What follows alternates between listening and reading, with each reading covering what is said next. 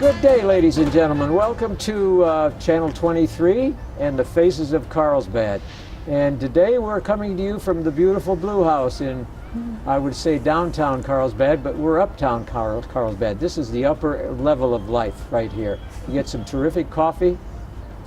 My partner, Guy, says it's the best coffee in Carlsbad. And I don't drink coffee, but I like tea, and that's that English influence over me. But anyway, today we have a very lovely lady, Honor Medina. Honor, it's so nice to have you here. Yes, thank you for having me. In this show, we try to, as the people know, if they've been watching us through the years, that we like to go back into the history of where your grandparents came from and where your parents came from and bring you up to date. And then we'll talk a little bit about what you're doing today and what do you do in your rest periods, spare time. So that's what we'll do. Make you comfortable anyway. Sounds good. Okay, sounds good. Let's go back to your grandparents' day. Tell us where they came from and which side you favored the most. Well, in terms of sides, I favor my father's side in terms of looks and demeanor. I'm not sure where they came from, to be honest. My dad's last name's Johnson, and his quip was always, well, we're related to everybody, so what does it matter? I like that. I think it matters. He lost his mother at a very early age of 13, so he really didn't seem to have a lot of interest in going back and looking into that. But my mother's family is Scottish and German. Oh my gosh. Yeah. That's very fascinating. And I grew up, or they lived back in Ohio. We'll have to get involved in that. Yes, you're from Ohio as well. I'm from Ohio. Tell Yes. us a little bit about that Ohio experience. Well, I lived in Ohio for 22 years. I consider it home. Central Ohio mostly, like the Columbus area. I went to college at Ohio University, got my master's and bachelor's degrees both there. It was a great place to grow up. It was. And the nice thing about Ohioans, they never forget their background. They don't, and they're very friendly. That was a cultural shock when I moved out west. I was so used to making eye contact and greeting, and when I moved out west, not necessarily New Mexico, but California, Arizona, I was like, oh, this is just, they do things differently out here. But Ohioans, you lock eyes, say hello, smile, very warm. It really is. And through the years, I've interviewed a couple people from Ohio, but it's so nice to have one. The interesting thing about your last name, Medina, it's spelled the same way as the county I was born in, Medina. Right. But back in Ohio, we were uneducated about pronunciation, so we just said Medina, but out here it's Medina. So, well, that's interesting. Yeah. So, your parents basically moved to this area, did they? Only recently. My sister and I ganged up on them. They're retired, and they wanted to live back east, but in an advanced age, back in Ohio we get a lot of snow, and I just wanted to be able to be there for them if they needed me, so they picked Ruidoso. They actually live in Ruidoso now. Yeah. Well, they picked a nice area. Yeah, my sister lives in the San Francisco Bay Area, so they aren't really Californians, and I turned out not to be either. I mean, California is wonderful. I met my husband there, but I'm more of a small town person. I am too, although I must say I really liked San Francisco. Of looking all through the big cities in the United States, there were a few that I was really impressed with. San Francisco was one. Another one was Seattle. And then, of course, I always loved Chicago. And those were three cities that really impressed me through the years. And there are many others too, but those three were the three that really hit me right. And I think Seattle primarily for the fact that I could go very quickly to Victoria, British Columbia, which in my estimation, Victoria is one of the most beautiful small cities I've ever seen in my life. It's breathtaking. It really is. But anyway, so you picked a basically small city, and this is it. And it's Well, my amazing. husband picked Carlsbad. I moved here sight unseen. He found our property here and fell in love with it, and I said, well, if you love it, I'm going to love it. So. Wow, that's nice. And so your husband and you basically do similar work? here? No, my husband's a contractor, but he does help me out. He's a horseman, so he does help me out with some of my workshops, handling the horses and moving stuff around. He's built up most of my property, my round pen, my arena. He's fully responsible for all of the beauty that people get to encounter when they come out to our farm and come experience the equus coaching that I offer, and my private office that I have out there too. He remodeled that. Well, what about horses? Now, what do you do with your horses?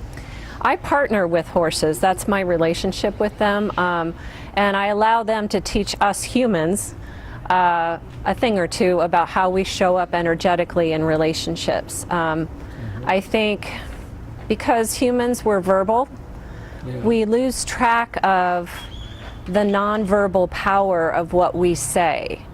And horses are very sensitive to that because they're prey animals. Their brains are geared to be sensory motor. Oh, yeah. You know, sensory in that they're prey, they need to always be scanning their environment. Motor in that they need to move around a lot of mass and do it gracefully and quickly. So I really love how that sensitivity really teaches humans, like, wow, my body language was pretty bold there. Maybe I can dial it back, because we're verbal and because of our culture the way it is now, we tend to think in extremes, and a lot of times it's just a 1 degree, maybe 3 degree shift in our energy level, and we get that connection we're looking for. It doesn't have to be you don't have to say anything differently. It's maybe in how you hold your body. It's maybe in the tone of your voice. Horses really respond to that, and people tend to really enjoy getting feedback from a horse. It's another level that feels good. Let me ask you this question then. We know basically how dogs react. They come up close to you and they start giving you big kisses. We know what cats do. They come up and they basically will purr. They don't want to give you a kiss or anything, they just purr. Now, what do horses do that you know that you've hit the right note with a horse? Well, they'll give you a few nonverbal cues. Their ears will be on you, so both their ears will be pointed towards you. Their body language would be very relaxed, so their head will usually be down. Like an anxious or uptight horse, their neck will come up. So their neck will be down. They will be willing to give you a more vulnerable part of their body, which is their face or their head, so they'll come in a little bit closer. And usually you'll hear an exhale. Just a really nice Oh my God. and that's how you know, oh, I got a connection here. Yeah. Well, that's interesting. So you've been involved with horses for how many years? Doing this work 10 years. And now tell us about this work. This sounds very fascinating to me. Let's see. I went to college and I got a Bachelor of Fine Arts, and I was going to be an artist. That was my plan. And my dad's an engineer, and he wasn't so sure about that plan, and you know, the whole supporting myself thing. Yeah, he wasn't so sure. So he encouraged me to be creative, but also to look into other ways, because being of service to others meant a lot to me as well. So I discovered another major in psychology and art therapy, and I enjoyed that, but it wasn't really, it didn't complete me. So I got into graduate school, which was a great privilege, and I studied counseling psychology. That's when I decided, I love this. I spent 3 years in school and loved every minute of it. That's usually not me. No, I mean, I did okay in school, but it was not my favorite thing to do. I agree. So I knew I'd hit something really, really in the sweet spot. And then another 3 years after that, I finally got my independent license as a psychotherapist. And I enjoyed it, but I burned out twice in my career. And What do you think caused the burnout? wow, you know, I wasn't taking care of me. Oh. I went completely in being of service to others, and I wasn't partnering with animals. So I did some introspection and I decided, okay, don't quite know how I'm going to switch gears, but I'm going to do it. And I was kind of hanging out. I had a private practice and I was working for a big insurance company at that time doing clinical auditing. And I went out and audited a facility in Arizona called Rosewood, and they're wonderful. I fell in love with them, and they fell in love with me, and they gave me an offer I couldn't refuse. They allowed me to set up their pet therapy program and their equine therapy program, and I haven't turned that back. That was in 2005. I'll be darned. So animals can really help a person get back on the right track. Mm-hmm. And you mentioned dogs. You know, I have a long history with dogs. I have 3 therapy dogs. One of them is fully retired. Mm-hmm. His name's John Wayne. Oh, John Wayne, the movie actor. Yes, oh, gosh, yes. And then great. Hoss. Hoss Cartwright. Yes, Hoss Cartwright. Well, also Waylon Jennings. You know, his nickname was Hoss, so he's named after 2 people. Oh, I see. And then Miss Kitty for Amanda Blake. Yes. Absolutely. Thought she was just the most beautiful lady in the world when I first saw her in color with her red hair. Yeah. Well, that's fascinating. Yeah, and they've helped out. John Wayne himself saved 2 people's lives. Oh my gosh. Yeah. Caught one person before they were going to commit suicide in the desert. Right? Yeah. He took off. I was so frustrated. I was even angry with him. And then I realized what he had done, and I let him do his work. And this person cried, hugged him, and then came back with me, and we got them the help that they needed.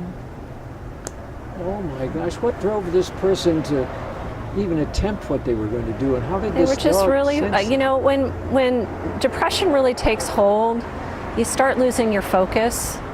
And it seems like sometimes it's very, very selfish, but what actually happens is so far from that.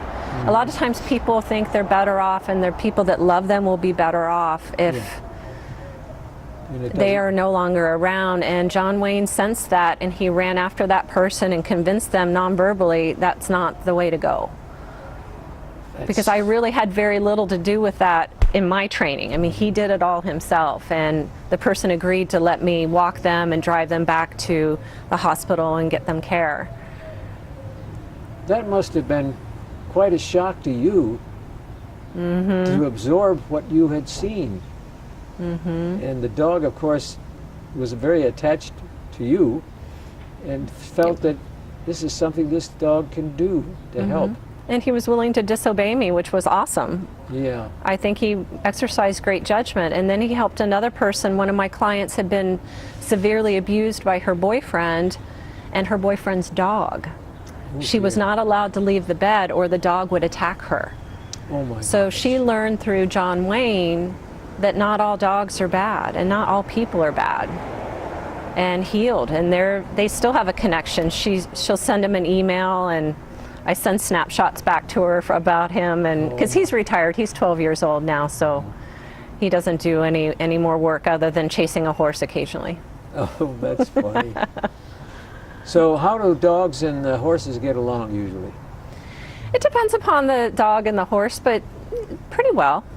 I think they non-verbally, as long as they're willing to respect one another's boundaries, I don't notice a ton of conflict.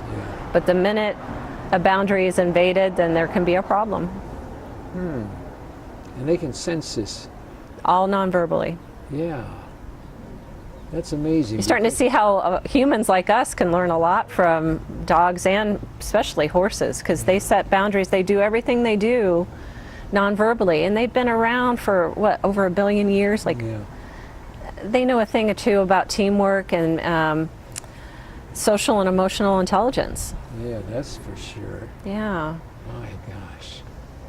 Now, did you ever notice other animals besides dogs and horses that can bring out this feeling into the world?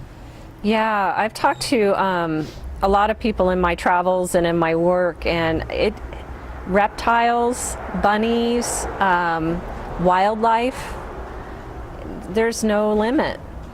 You know, I tend to be more attracted towards animals that have fur and you can potentially snuggle, but I never thought about like a turtle or a salamander or a snake, but people can connect with, it doesn't matter. Well, I've I was watching a movie, Mogambo, the other night, and Ava Gardner came in, and she was talking to Clark Gable, and she liked him, but he was playing hard to get.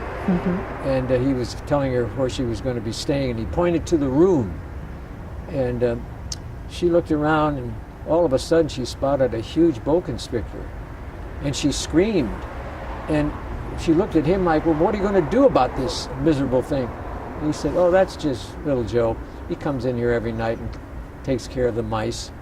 And I thought, there's probably some truth in that, too. Yeah. Now, you've run into the people who come to you are really looking for help, aren't they? And Yeah. you've learned a lot from them that has improved your way of thinking Oh. to handle these things. Fill us in on some of these. Well, not just the people, but the horses. You know, I really left a great job in Arizona. I mean, in California. When I moved to Arizona, my husband was still in California. I went completely out on my own, and I went out there. I was cracked wide open, you know, feeling very vulnerable. And the horses taught me so much about how to stay in that place, but sit in my power as well. Like, I don't have to lose my marbles and blubber and cry. I did some of that, but it didn't have to. That wasn't my picture all the time. I could be coherent. I could be clear. I could laugh. I could love, and they were a big part of that. And bearing witness to other people who are willing to be courageous and work on their stuff, and letting me walk with them and help them through that. Yes, I've learned a lot. Boy, 23 years working with people total, and I don't regret a minute of it. The only regrets I have is not taking care of myself and listening to my own advice.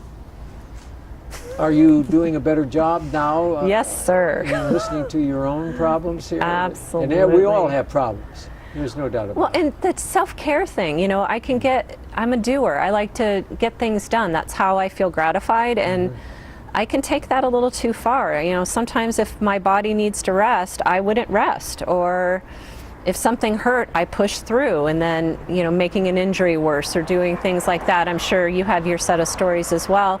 And I don't want to vilify any of that. But it's a depletion of energy on my part when I don't pay attention to what's going on within my body and what I need. Something as simple as getting a snack. You know, there's a term I use, hangry. Hangry. Oh, yeah. Hungry and angry, it's a combination of the two. And I think that's what you see a lot of, you know, nastiness sometimes out in public. It's, you know, people are just tired, or they're hungry, or they haven't been able or had the time to take care of that. But it's always a matter of choice, I've found. I can make that time happen. Yeah, definitely. Because I used to throw my hands up. I have no control over that, and that's actually not true. I do. You do have control over it. Yeah. Well, my main problem, I have a lot of problems. Everybody does. Well, I'm here to listen. Yeah. Is when I do something stupid, and for example, parking a car, and instead of parking it properly, go up and over the curb slowly. I cuss myself out. Are there other people like that around? I'm not the only one, am I? The self-critical thinking is one of the most damaging things that we do to ourselves. And the cool thing about horses and dogs is they don't have that running dialogue. They don't have the neocortex and frontal cortex that we do, that can have all these memories of the past and every other time you've hit a curb or drove up onto the sidewalk or something. I mean, they don't go there, you know, because their brains really aren't structured to do that. But it's really helpful to look at that, their philosophy. Like, why bring that in? Why feel worse about that yourself? What do you do? What do you need to do right now to make this right for you? Okay, pull the car back off the curb. Sit and take a couple of breaths. Maybe fit in an extra cup of tea because it's wonderful. You know, doing those little things to make it right and okay again, instead of, I just don't see a lot of healing that happens for me when I cuss myself out, and believe me, I've done plenty of that myself. Well, your business now, is fascinating. Tell us a little bit about the business and how people can contact you if they're having a problem. Well, the business, I am a life coach, so life coaching, and I'm also a therapist. So let me describe a little bit, because it's a little confusing because there's so much overlap between both. Therapists have a lot more responsibility. I need to really dig deep, and there's usually a DSM-5 diagnosis involved. A DSM-5 diagnosis, an example of that would be like major depression, an anxiety disorder, bipolar disorder, and it requires a lot more planning and me looking ahead and working with the client on, okay, where this is the next step, and it's pretty long term. The other part of my business is actually life coaching, and that's for the people that are stuck, that really don't have a diagnosis. They're just plumb stuck. They don't know which direction And to go. yeah, frustrated, or they're having difficulties in their marriage, or things are not going well at work. I thought this was the right career path for me. It turns out I'm not, it's not what I thought it would be. I don't know what to do. How do I have a mortgage now? I mean, those everyday things that actually most people can deal with without me. But the reason to consider somebody like me is that I can help speed that process up. And you know what? I haven't done anything big in my life by myself. Oh. I needed other people to bounce ideas off of and talk to people. And that's where I shine. I can get people unstuck. Oh, that makes me feel good just thinking about that.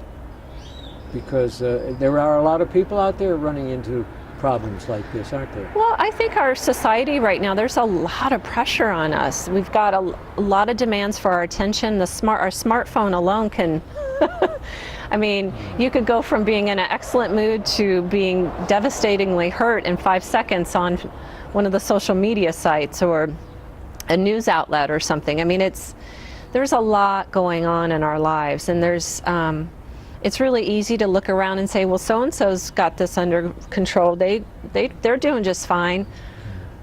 How do we really know? I've talked to a lot of these people, and it's not true. No, they don't. It's not true. They're suffering too. We actually have so much in common. Yeah. So in terms of how to reach me, I have a website. It's my name, honormedina.com, or you could put in Honor and Horses, Carlsbad, New Mexico, Honor. I pop up on the internet really easy. I'm also on Facebook, and then of course my cell phone.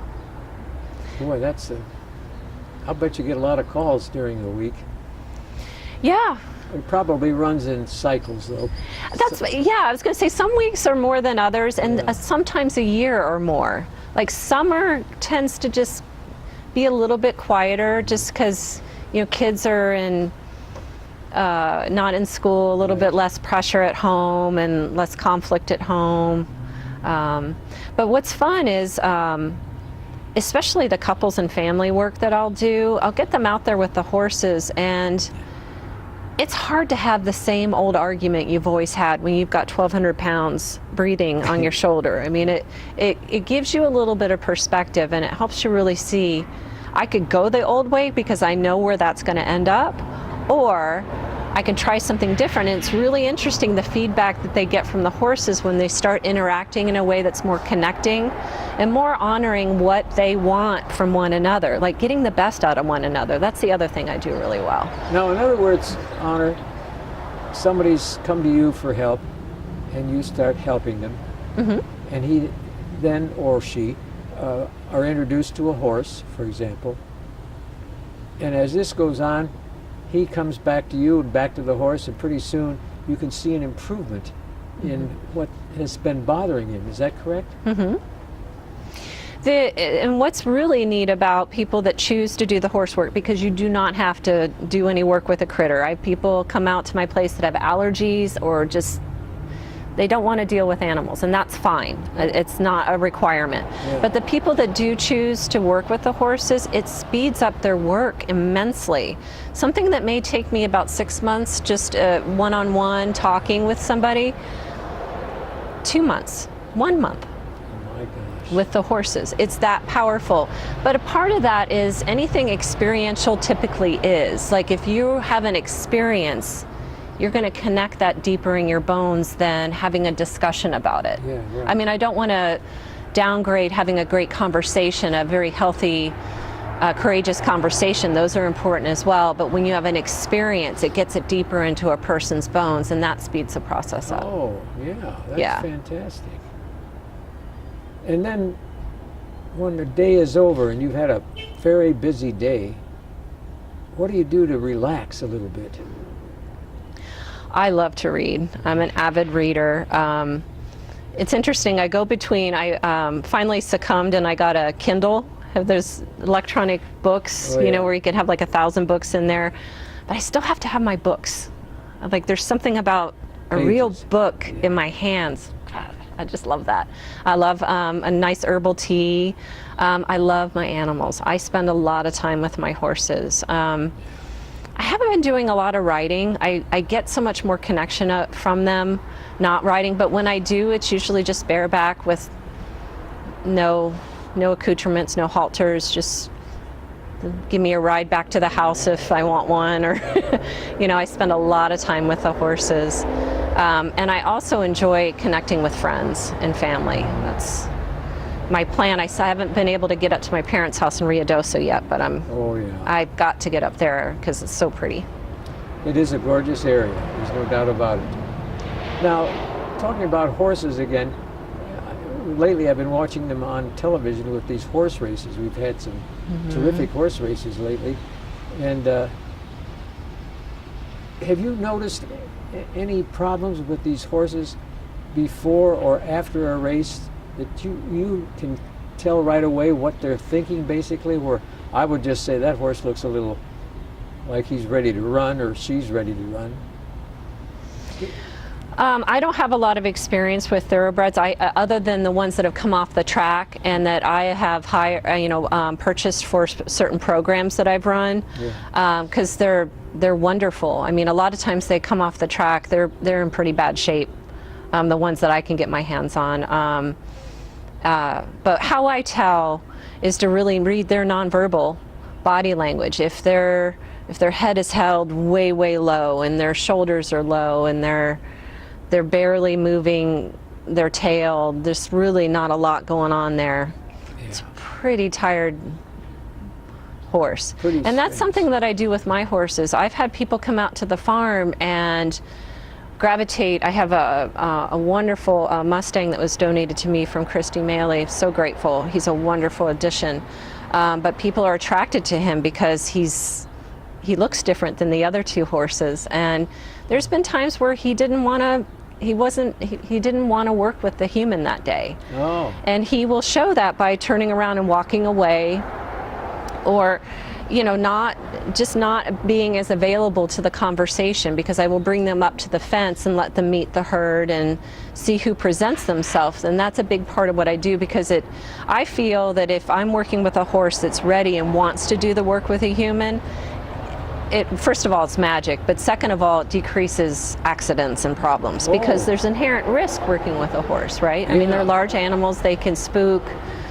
So really reading that they're available and want to do the work, that's important to me. Well, that's interesting. Yeah. And I have a feeling that because you've been doing this for so many years, that it's probably really a shocker to most people who just meet you, because it's overwhelming. It's unbelievable. Yeah, the testimonials I've gotten from people are, and one of them's on my website. I mean, this person had 2 sessions, just 2. 2 sessions. And what she wrote about and the changes on a deep bone level that she realized were, even I had to step back. I was like, wow. That's fantastic. That's healing. Yeah. I mean, that's healing. That's wonderful. Especially with relationships. People need other people. I know that in our society we can be lone wolves, but that's really not in our DNA. We are actually social beings, just as dogs and horses are. Definitely. They live in herds and packs. We're actually meant to do the same thing. And when we have disconnection, that's when a lot of things come up. A lot of stress in the body, headaches, stomach aches, muscle problems. anxiety, irritability. I mean, those kinds of things start happening, and it's not a coincidence. Oh, It no. doesn't just come out of nowhere. That's amazing. You know, the other thing I have fun with are working with companies. Oh, is that right? Yeah, leadership executive coaching is something I love doing, but team building with the horses. I've had several small companies in Carlsbad come out, and it's been so much fun to see a team come together. Yeah. I usually have them have about a 10 or 15 minute one-on-one encounter with the horse in the morning, just because horse experience isn't required to do this work, and I want to build a person's confidence up, because in the afternoon we usually move to something where the entire team works together of humans with an entire team of horses, Oh. which translates to huge fun and huge insights. And we'll usually figure out where things are getting glitched within the team and how to increase the company's productivity, and that's a lot of fun. Yeah. That's been really rewarding. Well, that's interesting. And I also just help small companies out and large companies with, you know, HR can only do so much, and sometimes they want to help an employee get through a stuck place, Yeah. and they'll hire me to help with that. Well, I can only say that your husband has to be very proud of you. He is. He's been such a major support in my life. Very, very, he's been a big part of my success. You've trained him well. Does he have this sense of moving forward with an animal too? Is he learning quite a bit? There've been a few times, like when I've had him help me, you know, just move the horses around and whatnot.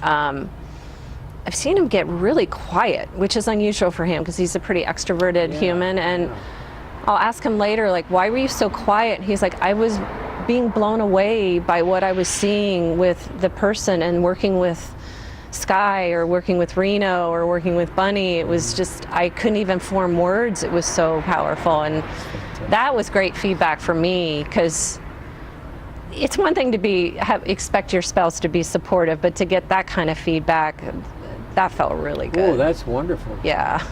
Well, they can get in touch with you. My cell phone's 575-952-0159, but the easiest way is just my website. So if you remember Honor Medina, I pop up. Oh, is that right? Yep. Oh, okay. The web wizards of the world have helped my website be able to do that. I have no idea how that works. We'll have to check. We'll have to check with one of the horses and see if he could help. Well, Honor, I want to thank you for being our guest. It's been a real pleasure, and it's opened up a lot of openings in my head to see that the next time I run into a problem with my car or something, I'm not going to cuss out the car. It's my fault, and I'm just going to forget it and try to do a better job, right? Yeah, just what do I need to do to make this better right now? Okay, that sounds good. Yeah. So Thank nice. you. Well, so nice to have you. On behalf of Channel 23, here we are at this beautiful blue house. Go find a cow or a horse or a dog. Did I say a cow? Yeah, I don't want to ignore them. And we'll get back to you sometime. Oh, shake hands with me.